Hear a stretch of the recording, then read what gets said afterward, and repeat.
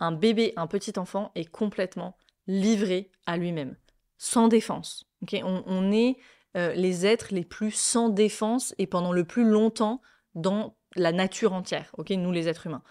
Donc, et on comprend quand on utilise cette expression sans défense, ça semble logique, mais il faut aller plus loin. C'est sans défense aussi vis-à-vis de sa propre physiologie, si je me permets de le formuler comme ça. C'est-à-dire que, à part sucer son petit poing ou sucer ses doigts, un bébé, il n'a pas d'outils pour que son système revienne dans un état de sécurité et de connexion à lui-même et de connexion à ceux qui sont censés le protéger, le calmer.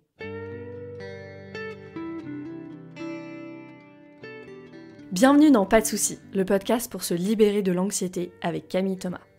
Je suis Camille et avant d'être coach de santé, j'ai été une grande anxieuse. Je me suis libérée de l'anxiété le jour où j'ai compris que ce n'était pas dans ma tête. Pas de soucis, c'est le podcast pour celles et ceux qui sont fatigués par tout ce qu'ils ont essayé et qui savent qu'ils ont le pouvoir de guérir de l'anxiété naturellement. Alors si tu veux vivre sans anxiété et que tu as l'intuition qu'on ne t'a pas tout dit, ce podcast est pour toi. Je te retrouve tous les lundis pour explorer les pistes qui te permettront d'accéder au calme à l'intérieur de toi. Bienvenue dans ce nouvel épisode et dans cette toute nouvelle série sur le trauma développemental. Et j'aimerais commencer cette série en donnant un peu de contexte. Mais avant ça, j'aimerais surtout t'impliquer dans l'écoute en précisant pour qui est cette série, parce que je sais que tu te reconnaîtras dans certains traits qui sont caractéristiques de ce type de trauma, donc le trauma développemental. Cette série est pour toi si l'hypervigilance est une expérience quotidienne ou fréquente pour toi. C'est quoi l'hypervigilance ? C'est le fait de scanner en permanence ton environnement. Peut-être que tu analyses la moindre expression du visage des personnes, le moindre message aussi sur le téléphone. T'es peut-être pas à l'aise avec les environnements où il y a beaucoup de stimuli. T'anticipes aussi les menaces, c'est ça l'hypervigilance, c'est anticiper la menace en permanence. Donc peut-être que tu te reconnais dans des dynamiques de people pleasing.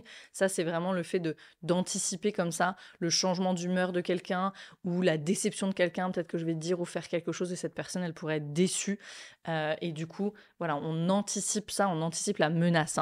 Peut-être que tu ignores tes besoins pour éviter les conflits, justement. Peut-être que tu anticipes le manque et du coup, tu cumules les biens matériels au cas où, ou peut-être que tu remplis tes placards de nourriture, ou de façon générale, l'expérience de la détente, du fait d'être relaxé est plutôt inconnue pour toi. C'est l'inverse de l'hypervigilance. Et l'anxiété notamment entre dans ce spectre de l'hypervigilance. Et l'hypervigilance, c'est quoi finalement ? C'est de l'état sympathique, c'est une réponse de fuite ou de combat qui n'a pas été complétée. Autre point, cette série est pour toi si tu expérimentes des symptômes physiques que personne n'arrive à expliquer. Si tu souffres de ce qu'on appelle des syndromes tels que le syndrome du côlon irritable, la fatigue chronique, la fibromyalgie, des douleurs chroniques. Elle est pour toi aussi cette série si tu as besoin de faire appel à des stratégies d'adaptation et tu souffres de leurs conséquences, des addictions, des TCA peut-être. Ou si tu sens que tu es plus ou moins tout le temps activé et que ça te rend irritable. C'est ce qu'on appellerait une personne difficile à vivre, mais tu sais que tu n'es pas comme ça. Tu n'es pas difficile à vivre. Et tu aimerais être autrement, mais tu as vraiment beaucoup de mal à changer. Tu peux pas t'empêcher de faire cette remarque parce que l'aspirateur est pas au bon endroit ou parce que ton partenaire a démarré la machine à laver avec toute sa bonne volonté, mais n'a pas mis le bon programme, par exemple. Peut-être que tu sens que tu aurais des choses à travailler, mais tu les évites, consciemment ou inconsciemment. Alors, comment on peut savoir qu'on évite quelque chose inconsciemment, si on n'en a pas conscience, justement ? Regarde la quantité de distractions dans ta vie et le besoin d'être dans l'occupation constante. Ça, c'est un très bon indicateur. S'ils sont importants, c'est sûrement qu'il y a une stratégie d'évitement quelque part. Tu fais peut-être l'expérience d'épisodes de dissociation fréquents, voire de syndrome de trouble de stress post-traumatique. Les chaussettes de l'archi du sèche. Syndrome de stress post-traumatique. Peut-être tu fais l'expérience de la dépersonnalisation, de la déréalisation. Ce qu'il y a aussi dans le trauma développemental, c'est que tu peux avoir des souvenirs d'enfance qui sont fragmentés, c'est-à-dire plutôt sous forme de flash, et tu n'arrives pas à les resituer dans une séquence temporelle qui a du sens. Ou alors, tu n'as pas de souvenir d'enfance. Tu n'as aucun souvenir d'enfance, ce qui est un signe aussi. Les parts protectrices de toi sont à l'œuvre. C'est comme si ta mémoire avait été effacée, en fait. Ou tu ne te souviens que des moments heureux, donc une mémoire sélective, alors que ton expérience actuelle, elle est marquée par tout ce que je viens de dire. Et tu dis, bah, il y a un décalage en fait. J'ai que des souvenirs d'enfance heureux et pourtant, tout ce qu'on vient de dire là, ça me concerne. Donc s'il y a ce décalage-là, il y a peut-être quelque chose à cet endroit-là. Si tu as une faible estime de toi, que de façon générale, tu n'as pas confiance en tes capacités de mener les choses à bien, peut-être que tu t'excuses pour tout, presque, voilà, tu te fais petit, tu t'excuses d'exister presque, tu vas facilement dans la culpabilité et la honte pour la moindre chose, tu vas tout le temps penser que c'est ta faute, ça c'est vraiment des signes. Et enfin, si tu te demandes ce qu'il t'arrive, c'est-à-dire que tu expérimentes tout ce que je viens de citer, mais que tu comprends pas parce que t'as pas eu de traumatisme. Moi, j'ai eu une bonne enfance. J'ai pas eu de traumatisme. Tu peux avoir le sentiment général que quelque chose ne va pas sans arriver à mettre le doigt dessus. Ça, c'est assez typique comme expérience et c'est typique du trauma préverbal, voire même du trauma in utero, pour lequel il n'y a aucun souvenir conscient. Et on peut se poser beaucoup de questions si ça te parle, là, ce que je dis, on peut se poser beaucoup de questions, se dire qu'on est bizarre, essayer de mettre sous le tapis nos ressentis, parce que c'est vrai, c'est frustrant à la fin, si j'arrive jamais à donner du sens à ce que je ressens, par où commencer, quoi. Ça peut faire peur aussi, peur d'être fou, peur d'être folle, peur que ça change jamais, alors t'as appris à te couper de tout ça. Et ça, c'est une expérience commune, quand il y a trauma développemental. Voilà, donc comme tu peux le voir, le spectre de la façon dont le trauma développemental impacte notre expérience et au quotidien, ce spectre, il est large. Voilà, donc maintenant que tu sais que tu es concerné, ce qui est hyper important, je vais donner un peu de contexte à ce que je vais te partager dans ces épisodes et pourquoi est née cette série. Donc c'est ma maternité qui a fortement inspiré cette série, même si le sujet du trauma développemental et la honte qui s'y rattache plus tard dans la vie sont vraiment mes sujets de prédilection, de façon générale. Sujet de prédilection parce que la honte a fait partie de moi. Je n'étais que honte, en fait, pendant les 30 premières années de ma vie. Et en étudiant le trauma et en étudiant les différents types de trauma, j'ai compris que ça avait commencé beaucoup plus tôt que je ne le pensais. In utero déjà, dans le ventre de ma mère, on en parlera. Donc il y a ce premier contexte en background de cette série d'épisodes. Je donne du contexte parce que nos systèmes nerveux ont un fort besoin de contexte pour se sentir en sécurité. Donc c'est pour ça que je donne des explications un petit peu à cette série. Et il y a aussi une démarche militante, même si j'aime pas trop ce mot qui est un peu trop combatif, même violent à mon goût. Mais il y a cette démarche dans cette série puisque l'enfant et l'enfance sont des concepts, des êtres, des périodes de vie qui sont sciemment piétinés par notre société depuis des décennies. On pense à l'éducation noire dont parle Alice Miller. Les enfants doivent se taire, ne savent rien et ils doivent être éduqués. Et ici, je veux lire une merveilleuse citation du livre de Christiane Singer, Du bon usage des crises. Elle dit « Oui, les enfants sont des accoucheurs d'ombre. C'est la raison de leur affinité profonde avec leurs grands-parents, ces personnes âgées qui ont dépouillé leur masque, qui ont renoncé aux apparences, qui entrent dans leur vérité quand l'évolution de leur vie s'est passée comme elle se doit. Ils sont en mesure d'établir avec les enfants, chercheurs de profondeur, un rapport que personne d'autre ne peut créer avec cette perfection. D'où l'importance de cette rencontre de 2 générations d'authenticité. Oui, les enfants chambardent nos existences.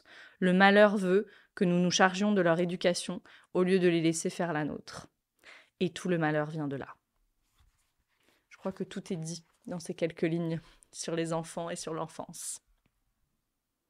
Et puis, il y a la technologie, les écrans qui perturbent l'attachement avec des algorithmes qui nous rendent tellement addicts qu'ils sont capables de détourner le parent qui a les meilleures intentions du monde de son enfant. Et je ne m'exclus pas de ça. La relation avec mon téléphone, elle a été, et elle est toujours parfois, vraiment complexe parce que j'ai énormément de travail dans mon téléphone et source de beaucoup de culpabilité au début, les premiers mois, avec Lila. Parce que le téléphone me donnait le sentiment de rester connecté au monde normal et me permettait de faire un peu autre chose ou de voir autre chose sans sortir de chez moi. Et en même temps, j'étais pas OK de l'utiliser quand j'étais avec elle, par exemple, ou quand je l'avais sur moi. Mais parfois, je le faisais quand même, je pouvais pas m'en empêcher. Et il y a de la honte à l'intérieur de moi quand je pense à ça, et quand je le partage aussi. Mais je crois que c'est important d'avoir le courage d'être honnête. Et il n'y a que comme ça qu'on peut rectifier son comportement s'il ne nous convient pas, et moi c'est le cas, se proposer de vivre autre chose. Et ici, dans ma démarche militante, d'amener de la conscience sur ces sujets. Parce que quand on voit des vidéos de peluches, et c'est quelque chose que j'ai vu sur Instagram, de peluches qui bougent toutes seules pour occuper un bébé pendant que la mère, elle est à côté sur son téléphone et que les personnes partagent cette vidéo en mode c'est génial, ça fait peur. Donc, il y a un vrai sujet ici qui est celui de l'attachement et donc le sujet de comment les humains entrent en relation. Et c'est le sujet. Nous, on le voit au quotidien dans le programme Rise, et quand je dis nous, c'est moi et les coachs qui m'accompagnent dans le programme. Je le vois aussi quand vous m'écrivez sur les réseaux. Les relations, c'est un sujet qui éveille les passions parce que c'est un sujet qui est si difficile pour un grand nombre de personnes. Déjà qu'il y a énormément de ruptures qui se produisent dans les relations humaines et qui ne sont pas toujours réparées, si on n'a plus que des interactions avec des peluches automatiques qui bougent toutes seules et des écrans, on est en train de créer des humains incapables d'interaction et pire, dont le système nerveux autonome au niveau physiologique ne fonctionne pas correctement puisque le système ventral, qui est notre système d'engagement social, notre système d'attachement, n'est pas utilisé.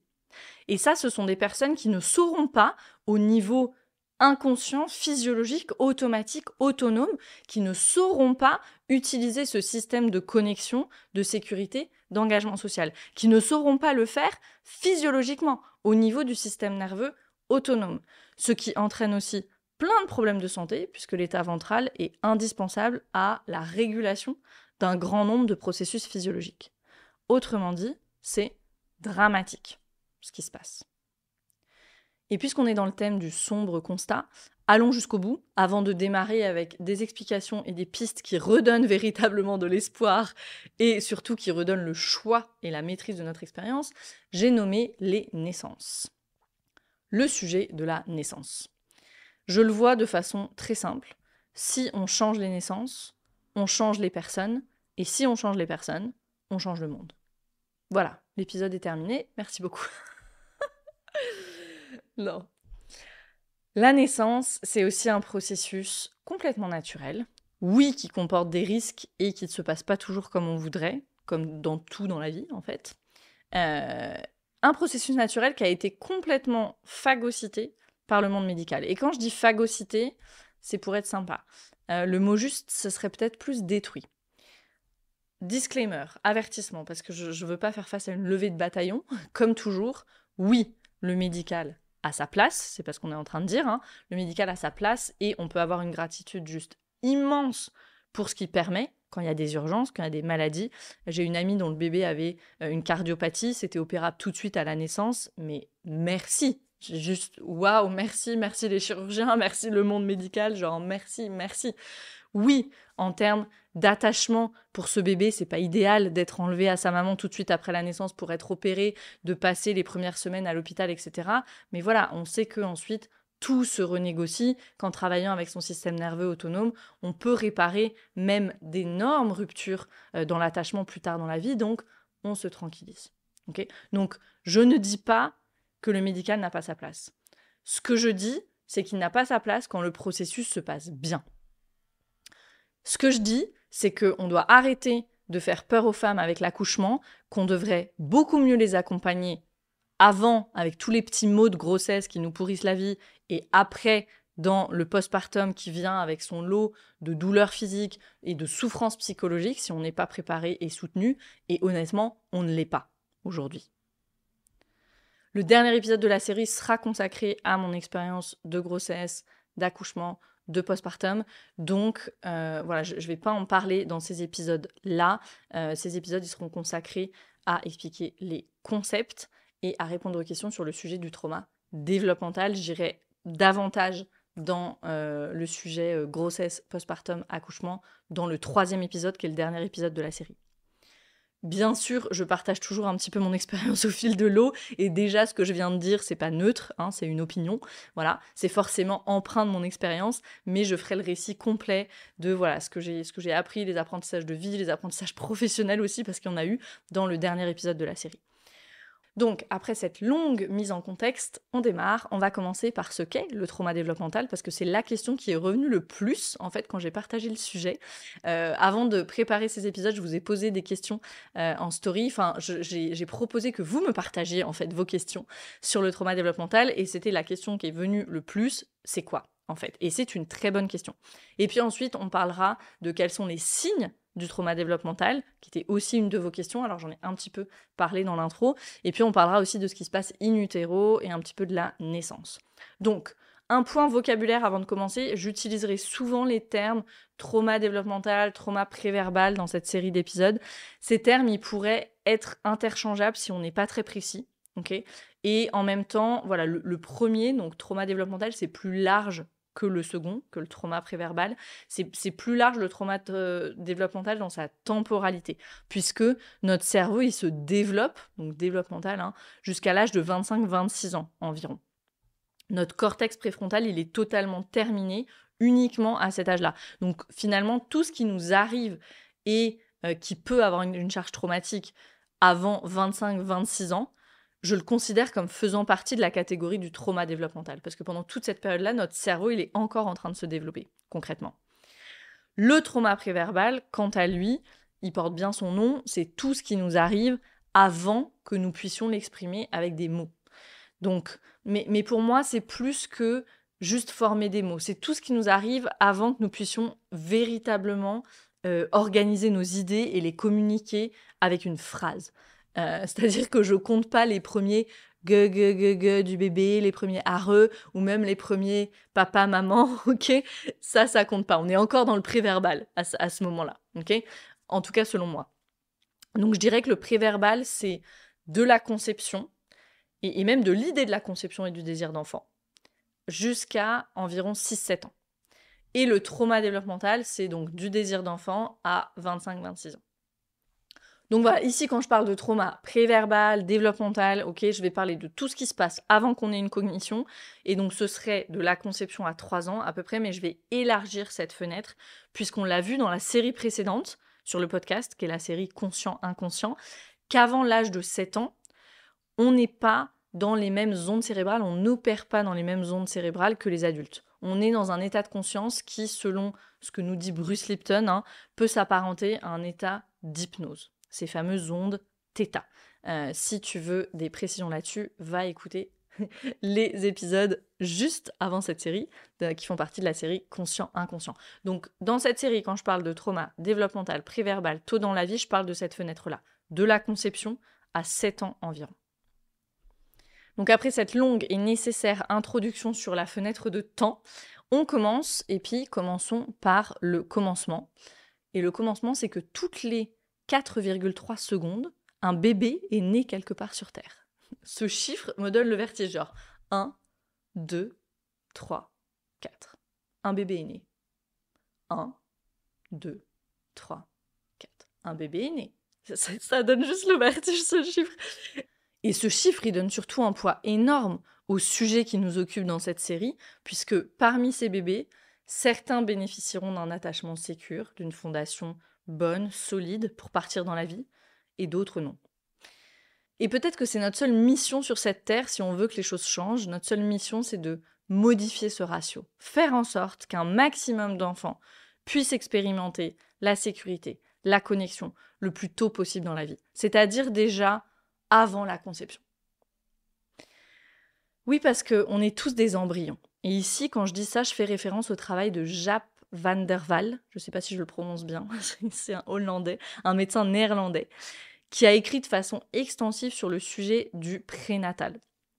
Avec des articles publiés dans des revues scientifiques. Il y en a un qui s'appelle « L'embryon en nous », une recherche phénoménologique de l'âme et de la conscience dans le corps prénatal, qui a été publié dans le Journal of Prenatal and Perinatal Psychology and Health en 2013.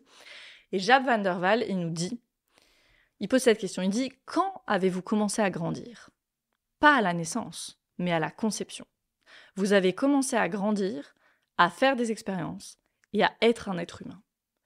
Votre biographie n'a pas commencé le jour de votre naissance, elle a commencé le jour où vous avez été conçu. Donc ici, cette idée que propose Jaap van der Wal, elle nous aide à continuer à poser le cadre temporel dans lequel nous nous meuvons quand nous parlons de trauma développemental. Ça confirme ce que je proposais dans l'introduction, notre développement commence lors de notre conception. Et si on croit en l'âme, en une force de vie supérieure à nous, ça commence même dès que les parents veulent un enfant. Énergétiquement, à ce moment-là, quelque chose a changé dans ce qu'on pourrait appeler, dans ce qu'on appelle le champ quantique. Ça dépasse de loin notre sujet, c'est vraiment le sujet de la physique quantique, donc je ne développe pas plus loin cette idée. Mais voilà, même quand les parents commencent à dire « Ok, peut-être je veux un enfant, si ça se passe comme ça », là, on commence à exister, ok, et énergétiquement dans le champ quantique. Donc, je démarre sur le trauma développemental et je vais partir de la définition du trauma développemental que proposent Kathy Kane et Stephen Turrell dans leur livre qui s'appelle Nurturing Resilience. Et je remercie Irene Lyon pour la sélection de ce passage que je reprends. Donc, ils nous disent, Kathy et Steve, ils nous disent « La définition la plus basique de traumatisme développemental raconte l'histoire qui apparaît souvent dans les récits de traumatisme des clients. Lorsque nous étions jeunes, de mauvaises choses se sont produites. Et ceux qui auraient dû être là pour nous aider et prendre soin de nous n'ont pas pu ou n'ont pas voulu venir à notre secours et nous aider à naviguer dans la situation. Il existe une multitude de variantes de cette forme essentielle de traumatisme précoce. Les expériences négatives ou effrayantes sont multiples, différentes raisons pour lesquelles ce qu'ils appellent les caretakers, donc les personnes qui prennent soin de nous, n'ont pas pu ou n'ont pas voulu nous réconforter, nous protéger ou nous aimer. Différentes façons dont nos caretakers ont essayé de nous aider sans y parvenir. Différentes façons dont nos caretakers ont été la source de la peur ou de la douleur. Donc qu'est-ce qu'ils nous disent ici ? Quand on est enfant, nos parents, ce qu'on va appeler les figures d'attachement, peut-être si on n'avait pas de parents, c'était nos grands-parents ou nos parents adoptifs, etc. Quand on est enfant, je veux dire que dans le terme parents ici, je vais juste utiliser le terme parent parce que figure d'attachement en français c'est un peu bizarre. J'utilise le terme parent et comprenez parents au sens large. Okay. Quand on est enfant, nos parents ils sont censés être source de connexion et de sécurité parce qu'on se le rappelle, les enfants n'ont pas ou très peu de capacité d'autorégulation.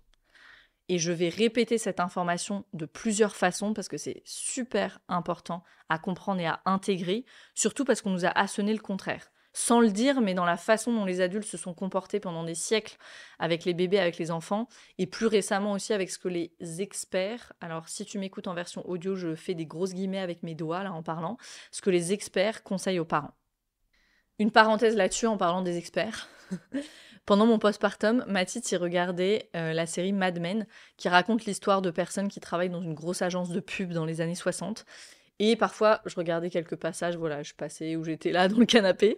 Et évidemment, il a fallu que je sois là pour le passage, la fin d'un épisode, où la femme dans Mad Men, c'est une femme qui vient d'avoir un bébé, et on la voit la nuit se lever parce que son bébé pleure. Elle entend son bébé pleurer.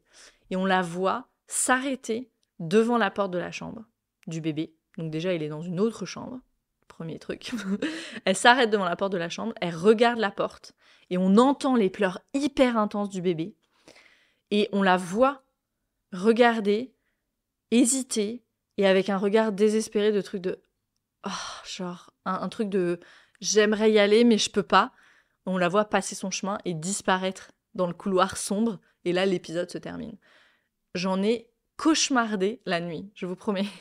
Il m'en faut peu, mais j'en ai cauchemardé la nuit. Mais voilà ce qui se passait dans les années 60. Voilà ce qu'on conseillait aux parents. Ce que les experts conseillaient aux parents. Il faut laisser les petits pleurer, crier, parce que ça va muscler leurs poumons. Okay, et donc, moi, je suis allée interroger ma grand-mère en mode inquisition. Tu faisais ça, toi ? Parce que ma grand-mère, ma mère est née en 67, donc c'est ça, c'est les années 60. J'étais là, tu faisais ça, toi ? Et elle m'a répondu qu'elle avait jamais laissé pleurer parce que juste elle pouvait pas et ça avait pas de sens pour elle. Donc j'étais là. Mais voilà, je répète cette information sur l'absence de capacité de régulation.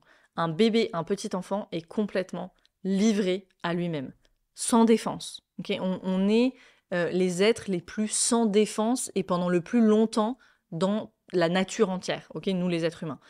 Donc, et on comprend quand on utilise cette expression sans défense, ça semble logique, mais il faut aller plus loin. C'est sans défense aussi vis-à-vis de sa propre physiologie, si je me permets de le formuler comme ça. C'est-à-dire qu'à part sucer son petit poing ou sucer ses doigts, un bébé, il n'a pas d'outils pour que son système revienne dans un état de sécurité et de connexion à lui-même et de connexion à ceux qui sont censés le protéger, le calmer. Sans ces personnes-là, sans un adulte qui est à l'écoute, qui vient se connecter à lui et lui prêter son système nerveux, il n'a pas ça, le petit enfant. Et sucer son poing, ça suffit pas. Si tu regardes un bébé ou un petit enfant en détresse, on le voit s'agiter dans tous les sens sans résultat parce qu'il peut aller nulle part. Un bébé, tout au début, il peut à peine se tourner sur le côté. Il n'a même pas de défense contre l'inconfort d'une position, contre le fait d'avoir trop chaud, le fait d'avoir sa couche remplie, etc., etc. Sans adulte présent, attentionné, et attentionné ici c'est le mot clé, c'est-à-dire un adulte assez présent et connecté à son propre corps et à ses propres signaux pour capter ceux de son bébé, point de salut pour le bébé. Pas de retour à la sécurité et à la connexion. C'est simple. Et sans retour à la sécurité et à la connexion, l'enfant reste dans cet état de détresse sympathique jusqu'à ce que sa physiologie ne puisse plus soutenir ça, parce que c'est un état qui demande énormément d'énergie. Et là, l'enfant, le bébé, tombe dans ce qu'on appelle l'état dorsal. Si tu as l'échelle polyvagale en tête, on descend d'un étage sur cette échelle polyvagale, et on est dans cet état dorsal de conservation d'énergie, état qu'on est censé utiliser uniquement quand on est en danger de mort. Et le truc qu'il faut comprendre ici, c'est qu'un bébé dont les besoins ne sont pas remplis, il est en danger de mort. Si le sein ou le biberon n'arrive pas, si sa température n'est pas régulée en ajoutant des vêtements ou en enlevant, en changeant de lieu, peut-être s'il n'est pas accompagné vers le retour au calme quand il est en détresse, l'enfant, il est véritablement, physiquement en danger. Moi, j'avoue que je comprends pas trop les phrases du type « dormir comme un bébé »,« ça doit être trop bien d'être un bébé ». J'en suis pas si sûre. Je pense que c'est très exigeant et très demandant d'être un bébé et épuisant aussi et incertain. Dès que les conditions, elles sont pas optimales, et c'est rare qu'elles le soient parce que voilà, life happens, je pense que c'est pas très confortable à plein de moments d'être un bébé. Donc quand je dis qu'un tout petit enfant n'a pas de capacité de régulation, c'est vraiment au niveau polyvagal qu'on doit comprendre ça, à la lumière des enseignements de la théorie polyvagale. Je ne vais pas aller dans le détail de la théorie polyvagale ici. Si tu veux geeker sur la théorie polyvagale, va écouter l'épisode 83 du podcast qui faisait partie de la série qui s'appelle Back to Basics. Passons maintenant aux questions que vous m'avez posées sur le trauma développemental. Ici, j'ai rassemblé les questions qui avaient trait à la définition du trauma développemental et elles étaient quasiment toutes en rapport avec la période de la grossesse et de la naissance. Et je veux commencer cette dernière section de l'épisode avec cette phrase de Jaap van der Wal, à nouveau, et je vais la dire en anglais, puis après je vais la traduire en français parce qu'elle est forte en anglais, je trouve. Il nous dit « You don't come from your parents, you come through your parents ». Donc, on ne vient pas de ses parents, on vient à travers ses parents. Et cette phrase, elle me plaît beaucoup parce que c'est une phrase qui fait vraiment écho à ce que j'ai toujours dit quand j'étais enceinte et puis ensuite quand j'ai accouché. Moi, j'ai toujours dit, j'ai pas donné la vie, j'ai reçu la vie. Et ici, c'est presque philosophique, mais c'est un postulat important, aussi pour notre sujet. En tant qu'humain, nous sommes le véhicule du vivant. La vie passe à travers nous. La force de vie, elle opère sa magie en nous. Elle décide de prendre racine en nous quand les conditions sont réunies et le résultat, dans le cas dont on parle, c'est un nouvel être humain. Okay. Et je crois que rappeler ça, c'est important avant de répondre aux questions sur la grossesse, sur la naissance, parce que cette façon de considérer les choses, cette façon de considérer la vie, elle nous invite à l'humilité. Et à mon sens, elle enlève aussi une pression inutile qui est mise sur les parents et sur les mères en particulier, puisque voilà, leur corps aux mères est physiquement le véhicule de la vie. Je crois que avoir ce sens de la vie passe à travers moi, ça enlève beaucoup de pression. Et ce que je veux dire aussi, c'est que s'éduquer sur le trauma, sur la théorie polyvagale, sur le trauma développemental, ce qu'on est en train de faire ici, c'est génial, mais pas si ça augmente l'anxiété et les exigences et les attentes déjà hyper élevées qu'on a envers nous-mêmes et qui finalement nous amènent plus de stress que de paix intérieure. Donc l'éducation, oui, pas au prix de notre paix d'esprit. Et un mantra que je te propose, si tu es peut-être dans une de ces périodes où tu essaies de concevoir, ou peut-être que tu es enceinte ou en postpartum, je m'adresse plus aux femmes ici, c'est un mantra qui a été vraiment le mien pendant toute cette période. Je me disais toujours, la vie passe à travers moi, ou la vie est passée à travers moi une fois que j'avais accouché, et je fais de mon mieux. La vie passe à travers moi et je fais de mon mieux. Et la vie continue de passer à travers moi et je continue à faire de mon mieux.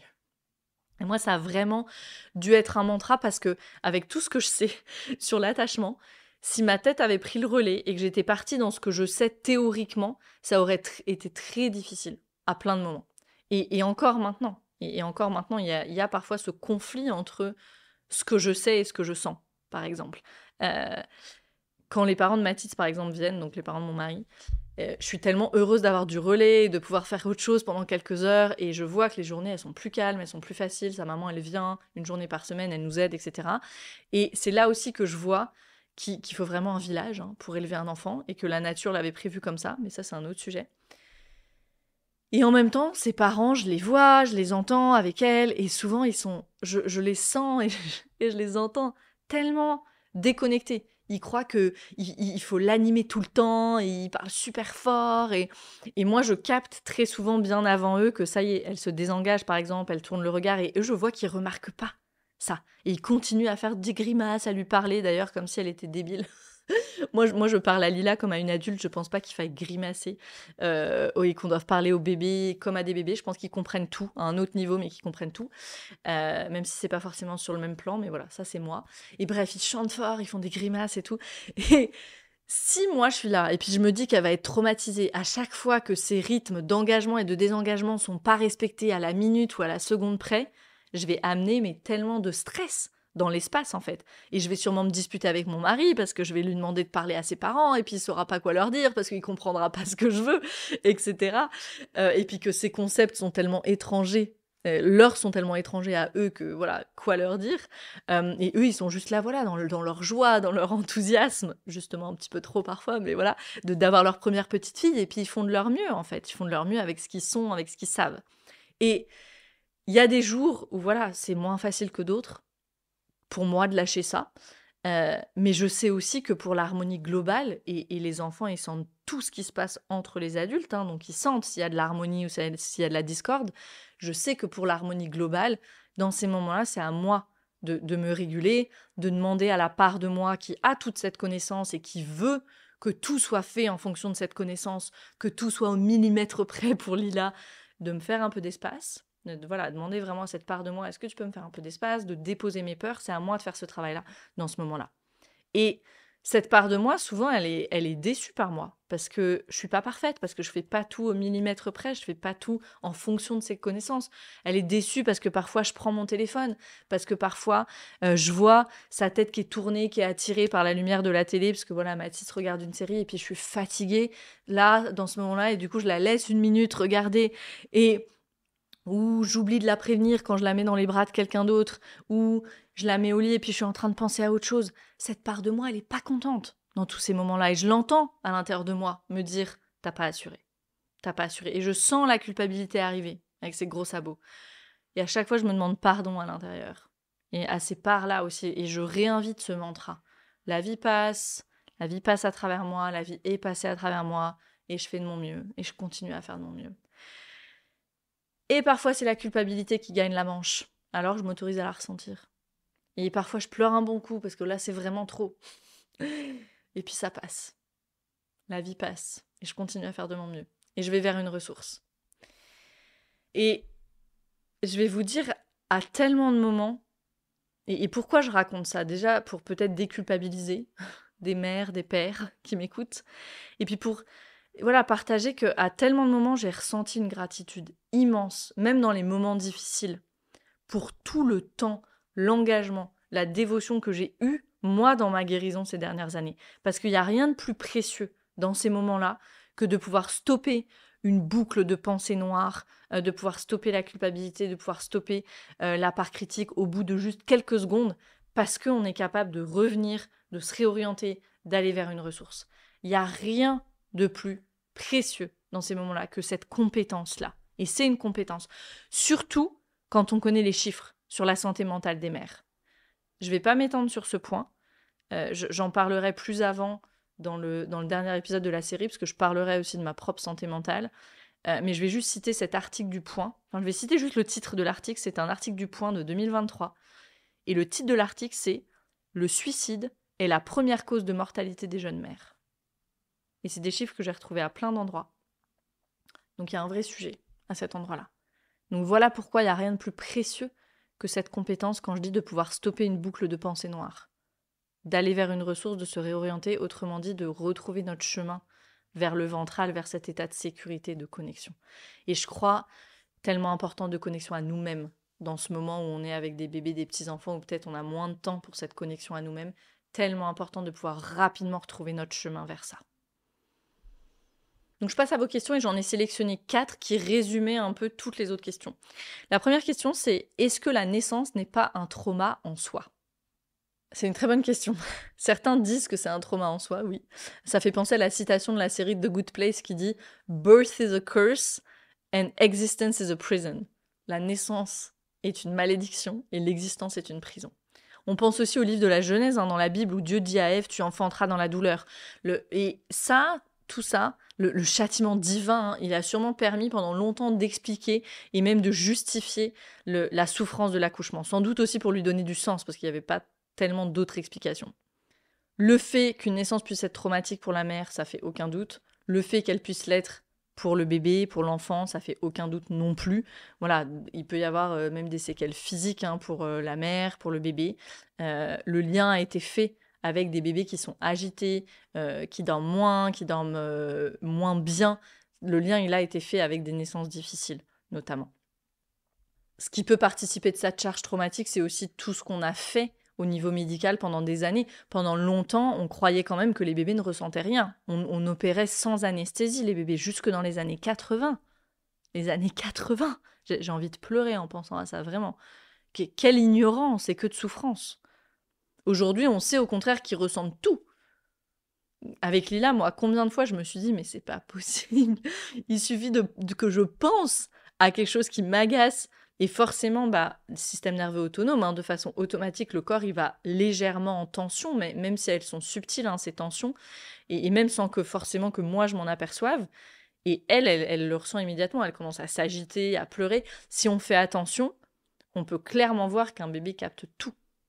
Et je sais que de nombreuses mères et pères aussi qui m'écoutent auront eu et ont eu sûrement des expériences similaires sans jamais pouvoir le prouver scientifiquement, mais voilà, même s'il y a eu des ébauches de ça avec les expérimentations, notamment sur l'attachement de Mary Ainsworth ou Ed Tronick ou d'autres.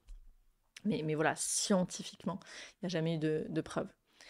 Donc oui, la naissance peut être un trauma pour le bébé et pour la mère aussi, mais puisqu'on est sur le sujet du trauma développemental, on va parler du bébé, tout particulièrement si la naissance est surmédicalisée. Et j'ai bien dit surmédicalisée et non médicalisée, que personne ne me saute à la gorge. Ça peut être traumatique si la naissance s'est mal passée, qu'il y a eu des problèmes de santé, etc. Une naissance, s'il n'y a pas de problème majeur, doit être respectée. C'est-à-dire que le rythme doit être respecté. La naissance est rythme. Si la naissance, et surtout la mère, dans son expérience de naissance, ne sont pas respectées et soutenues à 100% et même à 200%, j'ai envie de dire, et donc ne se sent pas en sécurité à 100%, il y aura des empreintes pour le bébé. Et ça, c'est certain. Encore une fois, il n'y a pas d'études et il n'y a jamais d'études scientifiques qui pourront prouver ça, mais je le sais parce que je le vois encore et encore dans les personnes qu'on accompagne via mon programme Arise. Et personnellement, j'ai beaucoup été, mon mari aussi, Mathis aussi, on a beaucoup été en thérapie crânio-sacrée et c'est fou ce qui ressort comme empreinte de naissance dans ce type de thérapie. Notamment. Alors, il y en a plein d'autres, mais voilà, c'est vraiment, moi, quelque chose dont j'ai fait l'expérience dans la chair, de façon incarnée, et encore une fois, que je vois encore et encore et encore chez les participants du programme Arise. Il y a des personnes comme Dominique Desgranges, en France, qui sont spécialisées et qui enseignent sur les empreintes de la naissance, et c'est absolument passionnant. Aux États-Unis, il y avait, parce qu'il est décédé maintenant, le docteur Ray Castellino, qui est vraiment un des grands pontes de cette thématique. Donc si tu veux aller regarder, va regarder le travail de ces personnes-là. Deuxième question, est-ce que c'est vrai que ça peut commencer in utero ? À partir de quand, in utero, le fœtus s'imprègne des émotions de maman ? Alors oui, bien sûr, ça commence in utero et ça commence même à la conception. C'est l'idée que j'ai proposée et que je propose. On sait que le fœtus ressent le stress de la mère.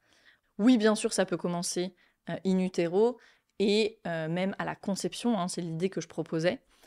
On sait que le fœtus ressent le stress. Il y a plein d'études là-dessus. Au 3e trimestre de grossesse, Si les parents ils posent les mains sur le ventre, c'est pas rare qu'une petite main ou un petit pied vienne se poser de l'autre côté. Donc c'est quand même juste dingue la communication déjà qui se fait in utero. Et c'est super intéressant.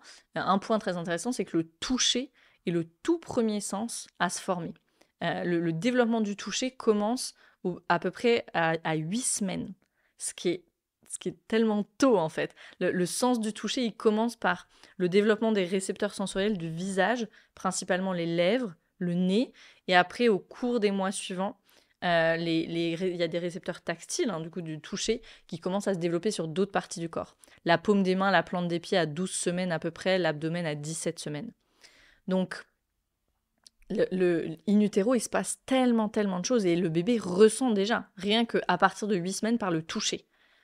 Donc, quand on perd un bébé aussi, c'est peut-être une parenthèse que j'ouvre ici, mais quand on perd un bébé, comme moi après 3 mois de grossesse, qui a été ma première expérience de grossesse, ce qui est fréquent, même si c'est déjà assez tardif, 3 mois, et que cet événement n'est reconnu nulle part. Tu dois retourner travailler dès le lendemain, comme si de rien n'était, ou tu dois poser des jours à ta charge. Et il n'y a pas de manuel, il n'y a pas de rituel, il y a vraiment peu de soutien. Moi, quand je pense que c'était un petit bébé qui sentait déjà ce qui se passait dans ses pieds, dans ses mains, je me dis qu'il y a vraiment un problème dans notre société. Qu'il n'y ait pas de soutien à cet endroit-là. Je referme la parenthèse. À partir de quand, in utero, le fœtus s'imprègne des émotions de maman? On va plutôt parler ici du stress de la mère qui peut être déclenché et s'accompagner de certaines émotions. Ça dépend comment la mère vit les choses. Encore une fois, le trauma n'est pas dans l'événement, il est dans le système nerveux.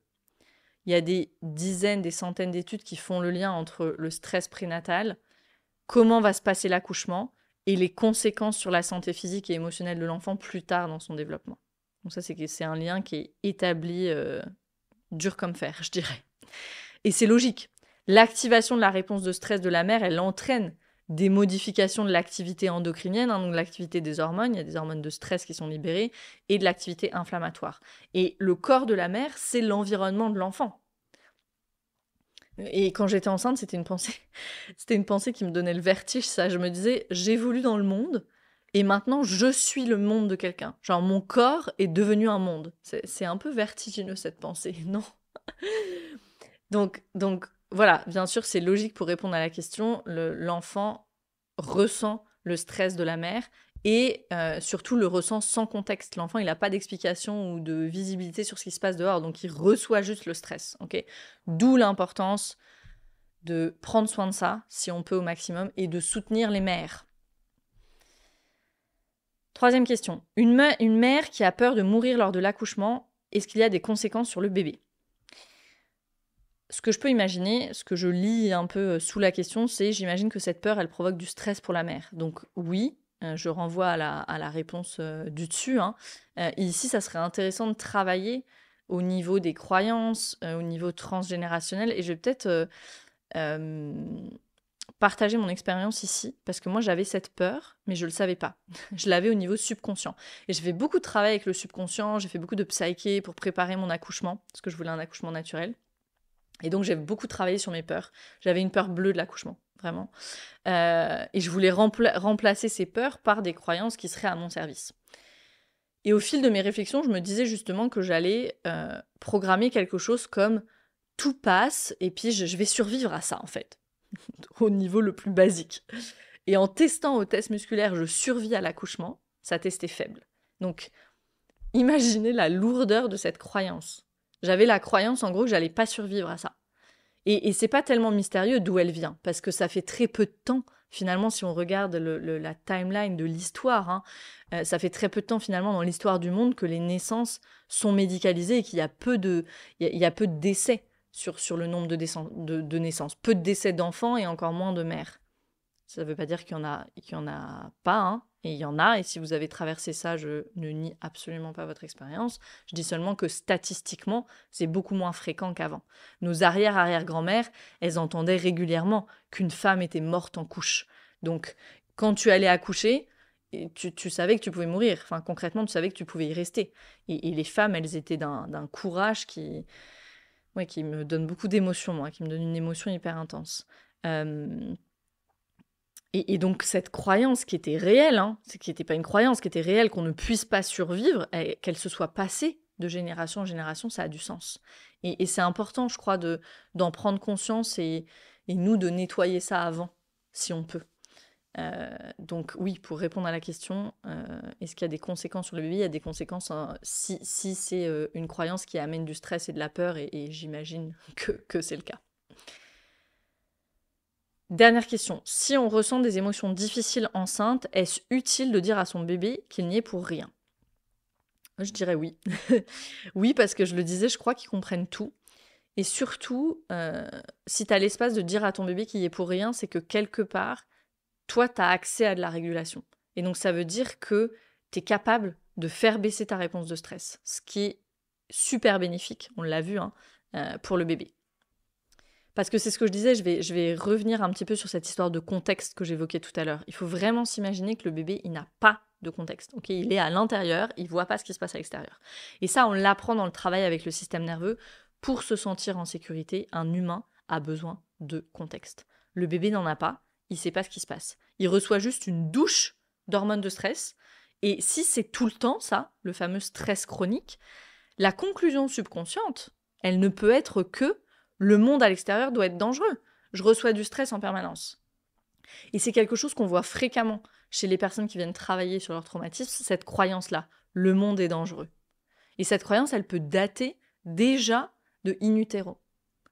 Et si je crois que le monde est dangereux, c'est pas étonnant que je développe des phobies, de l'anxiété à propos de tout, que je me sente jamais vraiment en sécurité, que mon corps soit en tension constante. C'est totalement logique, ça a du sens. Je me prépare à l'impact, il y a du danger.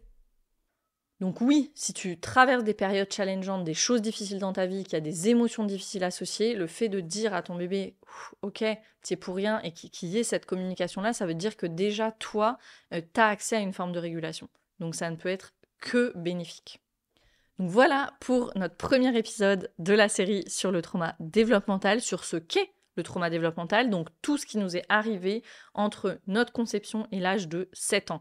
Je rappelle que les fenêtres de temps sont les miennes, ok ? Peut-être que tu liras autre chose ailleurs. Prends ce qui a du sens pour toi, parce que finalement, ce point théorique-là, ça sert aux explications que je donne, mais ça n'a aucune importance quand il s'agit de faire le travail sur tes traumatismes. L'important, c'est ton expérience, l'important, c'est l'expérience de chacun, de chacune. Donc voilà pour cet épisode, on se retrouve bientôt pour le deuxième épisode de la série dans lequel on parlera des conséquences du trauma développemental et comment travailler avec ce type de traumatisme. Merci pour ton écoute, merci pour ta confiance et comme d'habitude, n'oublie pas de partager cet épisode avec quelqu'un qui aurait besoin d'écouter tout ce dont je viens de parler. Merci encore et à très vite.